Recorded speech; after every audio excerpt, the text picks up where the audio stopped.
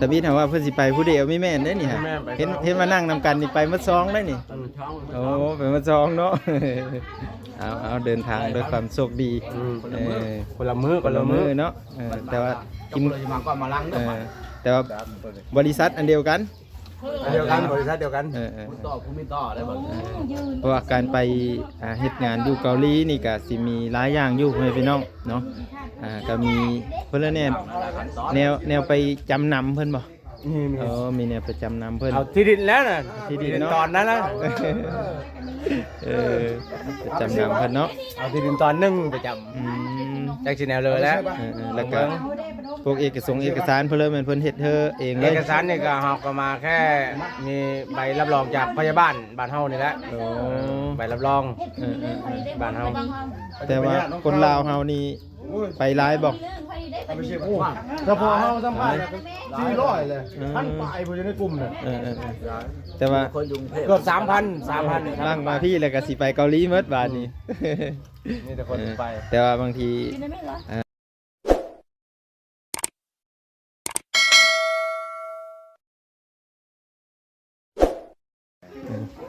ไปทุกท่านตอนนี้ก็มาฮอดเลยรอโตเลยเนาะโอ้เดี๋ยวเรามาทางไหนเด้อไปก็ได้กุ้งโตหอมเอ้าหักต้น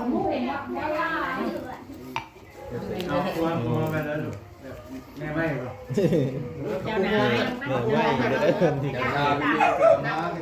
เกาหลีก็แม่น่ะเป็นผู้แม่เอาที่แม่ผ้าผู้แนะนำเซนเนอร์เอ็นก็ง่ายกูเด็ดลายโชว์ลายก็ได้โชว์จังโลก็โชว์พอเป็นว่าเขาไม่เอาสิพี่พี่นะบ่ได้ไปหาแล้วเอามาผูกแขนไอ้แม่แล้วฟูอยู่ข้างแม่โอ้ยผู้อยู่ข้างเด้บ่ยอมกันอยู่อายกับหมากับหมามีกาเนี่ยแต่ว่านับอายุทุญาผู้เพิ่นบ่เพิ่นเฮ็ดเฮ็ดทุญานั่นนะทุญา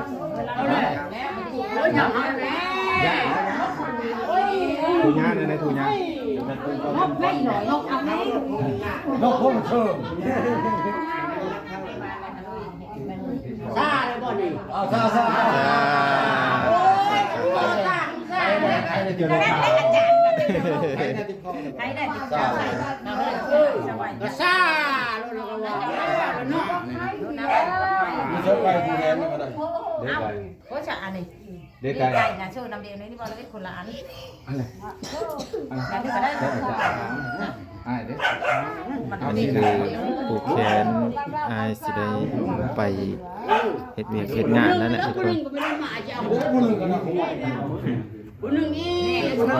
อันนี้ก็ลูกนายเนาะไปก่อนเอาบริษัทแค่ผู้โอกตัวใหญ่นี่เอาแม่ตุ๊กก็อยู่เนาะไปตรวจสอบกันว่าไปได้บ่ไปชอบวงเงินเดือน2 ล้านโอ้คือนั่นน่ะจะเป็นพลังงานให้ให้เพิ่นผูกแขนทุกคนเลยสั่ง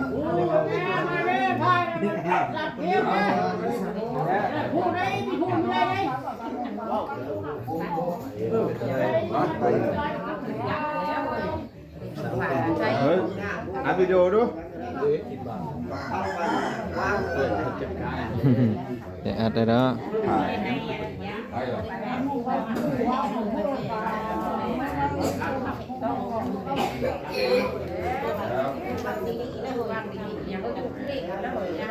ห้องค้าเนี่ยมีไป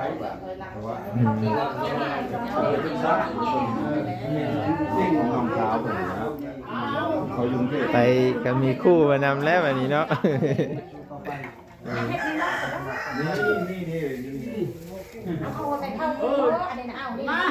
เราจะได้เดินทางไปไปเท่าผู้เขาได้ท้องแดงนี่นะซีก่อนไปพี่น้องเอ้ยผู้เขาก่อนเนี่ยเฮ้ยชักกันทำไม่ได้ก็มีจะมาเลยเนาะอย่าเจ็บพ่อผู้เขาเนี่ย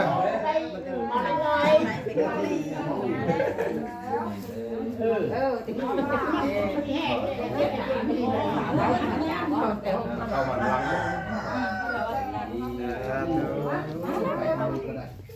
ผมบอกให้เข้าเอาแล้วแม่บอกผู้แห้งแล้ว อืม ผมเอาผู้แห้งแล้วแล้วไปแล้วเสียน้อยนึงเสียน้อยนึงพูดผู้คนเราไม่ได้มามื้อนี้นะ ก็จะบ่อยของนี่นะ บ่แม่ ใครเท่าใดบ่อย แม่คนเพิ่นมามื้อนี้ผูกแขนนั่นเลยนะเป็นดองเลยนะว่าผู้สาวเพิ่นมาผูกแขนแบบนั้นเลย เป็นหมาป่ะ จะไป แขนเอาเลย บอกมาส่งเสื้อมือให้ร้อย อันนี้ก็บางทีคอต่อแขนอยู่พ่อแม่พี่น้องเอ้ยเนาะผูกแขนอายเพิ่นนี่แหละได้กะมีแต่ญาติพี่น้องมาโฮมกันพ่อแม่พี่น้องเนาะ ไปกับเพิ่มแล้ว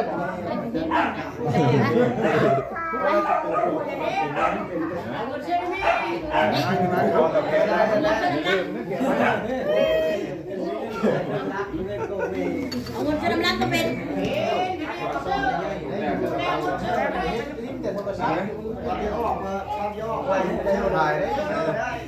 อายุผมกินแล้วได้ใส่แล้ว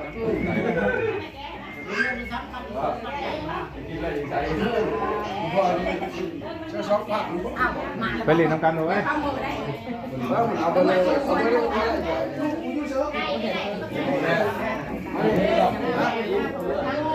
อันนี้คือบรรยากาศอยู่เรือนเนาะพี่น้องเพราะว่าอายเพิ่นก็สิได้เดินทางขึ้นเวียงจันทน์แล้วก็ไปไปเฮ็ดงานเลยพี่น้องเอ้ยเนาะเพราะว่าเพิ่นมีอันนั้นมาเดินทางนะพี่น้อง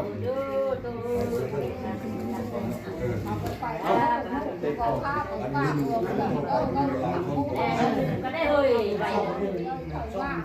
น้ำข้าวได้เ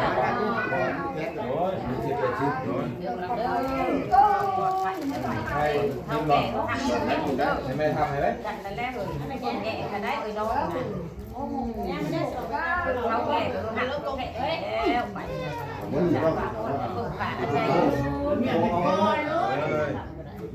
ตั้งใจกินได้ได้ไม่ได้นี่ก็พูดว่าได้ร้านน่ะเป็นแม่นั่นแหละสร้างที่เห็นนั่นแหละ ร้านนี้ก็ผูกเลย เราเก่งแล้ว ร้านก็หลายร้านก็เชื่อร้านจะไปชิมมั้ย ผูกออเดอร์วางกระป๋องช่วย มาเลือกถ่ายกับมึงมา นี่อ่ะ ตรงบักน้อยเลย ผูกเลยเด้คนผูกก็เลยไม่เท่า แม่ทุกแม่เท่ากระสุนแม่เท่าเนาะ อ้าวไปผูกกัน ของน้าบ้ากระสุนน้าบ้า ออกมาไม่รู้ออกมาไม่เด็ดเลยอ่ะชุดกันให้ผู้แฮนแต่ละเธอเยอะเนาะจะบอกให้จำก่อน โอ้โหอีแดงหูแดงเมย์เรามาเอาหูเลย เอาอยู่นะเมื่อนำผูกแขนแล้วเอาไปเลยโยกกูเธอเดียวกันแล้วเอามาพูดประจันแล้วเราชื่อว่าชื่อได้ที่บ้างและที่บ้างที่พูดกับเธอ เนาะ มันเยอะว่ากูตามลังแล้วเต็มกำเลยคันแม่เป็นงูเป็นนั่นก็กลายว่ามันจักรละผู้แล้วปีนี้โดยเฉพาะปีนี้ ไม่ได้เลิกเลยเหรอ พูดละผู้เห็นอย่าพูดหนึ่งพูดหนึ่ง อันนี้พี่น้องบรรยากาศอยู่อ้ายพี่น้องพอแขนเด้อพี่น้องเด้อจะค้นไอ้โตไปนำกันไอ้นั่นกันไปป่ะไอ้เพิ่งไอ้จิตป่ะไปมือเดียวกันเลย หมอนั่นไปกำลัง หลัง มือหนึ่งเอาไปก่อนมือหนึ่ง และมือ เอาไปซ้ำเอาไปซ้ำ โอ้แล้วสิขึ้นไปเวงนะมือเลยมืออื่นป่ะ เอาไปแท้จริงนะสาว5แล้วขึ้นไปพักอยู่พุ่นเป็นกระเจียนไปนั่นทุกคนเลยเห็นงานเกาหลีเนาะ ไปอย่างฉันเอามานี่แล้ว เข้าแล้วไหมนี่จบนี่ อย่างแม่มาจัดนะมั้ย ไม่ได้นี่แหละ ได้แล้ว กินข้าวกินปลาเนาะเอา แม่เพิ่น เนาะก็คือตอนนี้ก็อ้ายเพิ่นก็กินข้าวกินน้ำพี่น้องเอ้ยแต่เฮาก็พอดีมาพ่อเพิ่นแต่พี่ถามว่าเพิ่นสิไปผู้เดียวมีแม่นได้นี่ฮะเห็นมานั่งนำกันนี่ไปมัดซองได้นี่โอ้ไปมัดซองเนาะ เอาเดินทางด้วยความโชคดีคนละมือเนาะแต่ว่ากิน มาก็มาล้างเนาะ แต่ว่าบริษัทอันเดียวกัน บริษัทเดียวกัน ต่อผู้มีต่อได้บ่ เพราะว่าการไปเฮ็ดงานอยู่เกาหลีนี่ก็สิมีหลายอย่างอยู่ให้พี่น้องเนาะก็มีเพิ่นแนวไปจำนำเพิ่นบ่มีแนวไปจำนำเพิ่นเอาที่ดินแล้วน่ะ ที่ดินเนาะ ตอนนั้นนะ ไปจำนำเพิ่นเนาะ เอาที่ดินตอนนึงไปจำแจ็คสิแนวเลยแล้ว แล้วก็พวกเอกสารเพิ่นเลยเพิ่นเฮ็ดเธอเองเล เอย กสารนี่ก็เฮาก็มาแค่มีใบรับรองจากพยาบาลบ้านเฮานี่แหละใบรับรองบ้านเฮา แต่ว่าคนลาวเฮานี่ไปหลายบ่ ถ้าพอเฮาสัมภาษณ์400เลยพันปลายบ่อยู่ในกลุ่มน่ะ แต่ว่า เกือบ 3,000 ล่างมาพี่แล้วก็สิไปเกาหลีหมดบาดนี้ นี่แต่คนไป แต่ว่าบางทีผู้ที่ขึ้นบ่หลายก็ไปเฮ็ดงานอยู่ไทยก่อนไปน้องเนาะได้เงินได้คำก็จังไปเกาหลีเนาะก็คือไอ้จิตนี่คือไปได้จักเทื่อแล้วซะ ไปเท่านึง เทื่อหนึงน่ะได้เนาะอันนี้เป็นเทื่อสองประสบการณ์เพิ่นมีมาแล้วพ่อแม่พี่น้อง ไปแล้ว บ่ตื่นเต้นปานใด มีแบบตื่นเต้นมั้ย เอา เนี่ย สิ ตื่นเต้น นอนก็มารับ2คืน โอ้2 คืนเลย นอนก็มารับ2คืน ไอ้เพิ่นตื่นเต้นแน่ฮะขี่รถไหวได้บ่สาว ครั้งแรกนั่นแต่แหนมอยากแหะเข้าหัวซะล่ะ เอาอันนี้ก็คือให้เพิ่นสิได้เดินทาง ญาตินะ โอ้ยานนี่ ใจ กันนั่นก็กว่าแกก็ระว่าหมองตดหรือตัวนี้ก็ว่า มึงชนแล้วคือบ่ ผมขึ้นกูแล้วกันน่ะมึงสูงลงเลย มันกายองมั่งเด็กองมั่ง พูดเพิ่นสิฮอดองมั่งอ๋อองมั่งนี่มั่งพูดโทษครับไปแล้ว โอ้ จิต เอาไปหมดเลยแล้วบ่ องมั่งคุณก็ อันบ้านบักโตไอ้ดู บ่แห้งแล้วอยากไปพูดแล้วกัน เพื่อสิมาให้ ก็คล้องคันนึงกับแม่รถ ทุกคนสิประมาณนี้เนาะเฮาก็มาครับบ่าวหนุ่งคือเก้าเพิ่นพี่น้องโดยอันนี้คือห่างหายหน้าตาเลยเพิ่น ไปดิสวัสดี FC กูอาสาพี่น้อง บ่มีเวลาเฮ็ดช่วงนี้แล้วสิอัดคลิปลงให้ FC หลายๆคนได้รับชมนำช่วงนี้ขอเฮ็ดภารกิจก่อน โดยก็สิให้เพิ่นลงคลิปนี่แหละพ่อพี่น้องเอ้ยเนาะเพราะว่ายัน FC ลืมเพิ่นน่ะนะ FC ลืม โดย บ่ FC ได้ หลายคน บ่ได้ลงคลิปหลายเดือนละ6เดือนละ โดยก็เฮาไปติดตามเพิ่นเด้อพ่อพี่น้องบ้าวครูอาสาพ่อพี่น้องเนาะ ผู้อาสาบ้านนอก โดยแล้วก็เฮาไปกดไลค์กดแชร์ให้เพิ่นแน่พ่อพี่น้องเพิ่นก็มีค่อยมีเวลาได้ลง เดี๋ยวสิเรากลับมาเฮ็ดคลิปใหม่แล้วเริ่มมาเฮ็ดคลิป โดย อัดคลิปลง ก็ ให้ เฮา FC ไป ได้เบิ่งกัน โดยเพราะเวลาก็ยากเนาะ แม่น สิมีเวลา ช่วง น้ำวุฒิหน้าได้หน้าก็ตัวนี้ เฮ็ดหน้าแน่ โดยเฮ็ดนาพ่อพี่น้องเอ้ยเพื่อจะได้ก็เฮาไปติดตามให้กำลังใจกันพ่อพี่น้องเนาะเพราะว่าเพิ่นก็เป็นอายของบ่าวบ้างนี่แหละเนาะก็เลยว่าเฮ็ดมาตั้งแต่ไทยพุ่นน่ะเนาะจนผ่าน ผ่านแล้วแต่บ่ได้สืบต่อบ่มีเวลา กับโทรศัพท์กับมันก็อยากรุ่นบ่อยากดีบ่ได้แน่อยากเปลี่ยนเครื่องใหม่ก่อนจะเฮ็ด ประมาณนี้พ่อพี่น้องเนาะเฮาก็สิได้อำลาพาจากอ้ายเพิ่นกลับก่อนเด้อบัดนี้ก็ได้เนาะก็คือสิได้พาไปเบิ่งบรรยากาศอยู่ไสก็ลองติดตามเบิ่งพ่อพี่น้องเนาะติดตามไว้ขอบพระคุณ FC พ่อพี่น้องทุกคนที่ให้กำลังใจและก็ติดตามตลอดมาพ่อพี่น้องเอ้ยเนาะเอ้าวันนี้สิได้ปิดคลิปเด้อไอ้โตเด้ออยู่ดีมีแฮงแล้วก็เดินทางด้วยคำโชคดีเนาะมีพบอันผ่านมานอันให้เฮ้อถือบอลดีๆเจ้านายงามๆเนาะ เจอลูกแก่เจ้ามันจะเนาะลุ้น รุ่นเนาะไปพุ่นกะโอ้เห็นหลายๆคนไปกลับมาก็มีชีวิตที่ดีขึ้นนะพี่น้องเอ้ยเนาะกะสิแล้วเรากลับไทยเนาะเพราะว่าเงินกะพอปันๆกันบ่หรือว่าจะไหนกะน้องเบิ่งหลายกว่า แต่ว่าก็ตามเฮาเฮ็ดเวยหั่นแหละเนาะ ตามเฮาเรียกก็เบิ่งกันทำงานก็ต่างกันแบบนั้นแหละ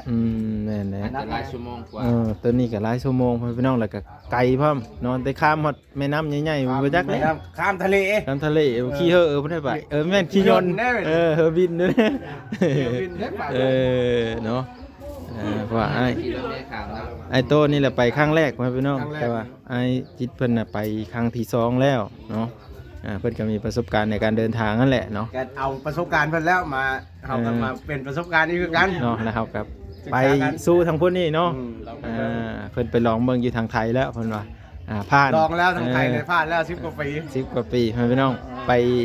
เกาหลีบัดนี้ ลองไปเกาหลีเบิ่ง เห็นหลายๆคนไปก็คือว่าเนาะ ผ่านอยู่ ผ่านนะครับ ก็ไม่ได้นักหนาว่ะลองไปเบิ่ง ลองไปเบิ่งพ่อพี่น้องเอ้าในวิดีโอหน้าพอกันใหม่พ่อพี่น้องอยู่ดีมีแหงหมดทุกคนเด้อลำลาพาจากโดยลำลาพาจากพ่อพี่น้องเอ้ยเด้อ